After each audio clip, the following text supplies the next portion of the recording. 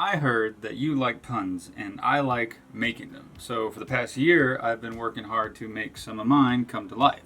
Before that, I was already experimenting with 2D puns, in the form of stickers.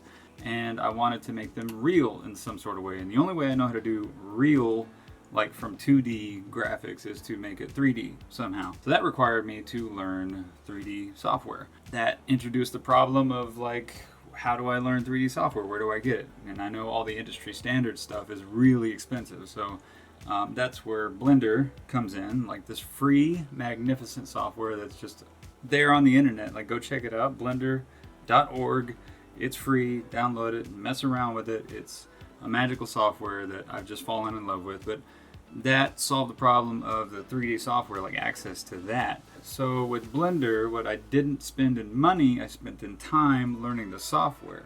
And after getting the hang of the software for a while, I discovered that yes, I had them 3D and they were like quote unquote real, but they were still on the screen. I wanted to make them interactive somehow, some way. I didn't know how to do that. I wanted to give people some sort of experience, With these 2D graphics, I can turn them into stickers. It's tangible, it's physical, like you can put them on stuff. I wanted people to do something with the 3D rather than just look at it on a screen. So I messed around with augmented reality stuff, AR technology, and I learned that, messed around, did some cool stuff in there, but learned it's tedious, it's time consuming, and I'm not quite ready for it. So I put that down, and it's put down for now. I'll probably come back to it, but I still felt like I wanted to make them interactive. It didn't solve the problem. I wanted to make them some sort of interactive, but I didn't know how. And if AR is too tedious and time consuming and animation takes a while and I'm not there yet, how do I do that?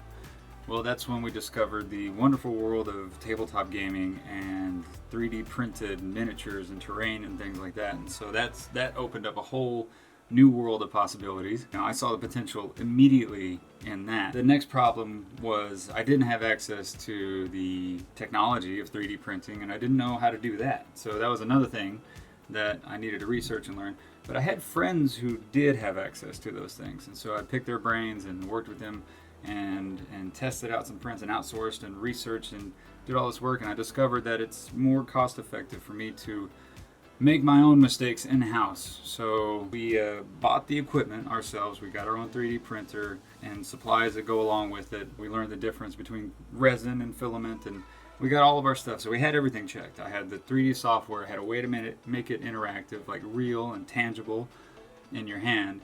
The next thing was just doing it, make the business out of it. And that's when the self-doubt kicked in. That's when I was like, I don't know, is this even worth making? Is this something that people are going to enjoy? So that self-doubt really came in, and it threatened to stop me from even starting. But I discovered if I overthink it, and if I think too much about something, I'm never going to do it. So we jumped off the deep end, started the business a year ago, and here we are, still swimming. We're still figuring things out, and we're still, learning. We're not pros, we're not experts yet, but we do have a whole line of characters, and we're still figuring things out. So if you like figuring things out, you can go over to hairebrained.com, that's HAIRE, to get 25% off your order for our 1-year business anniversary sale that we're having for the month of May. So that's all I got to say. It's just a recap of the whole year and where we are and why we're having the sale. So go have fun, check it out, and figure things out. And yeah, have fun.